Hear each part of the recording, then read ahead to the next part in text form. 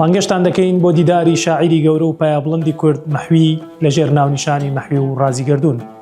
دیدارێک تایبەت بە نەساندن و لێکدانەوەی تایبەتمەندی و ڕەهەندە جیاواز و قوڵەکانی شعری مەحوی. لە نێوان و شەومانادا شعرەکان ئاوێنەیەکن بۆ ناساندنی ڕۆحی مرۆڤ و پەیوەندی قوڵیان لەگەڵ گەردوون.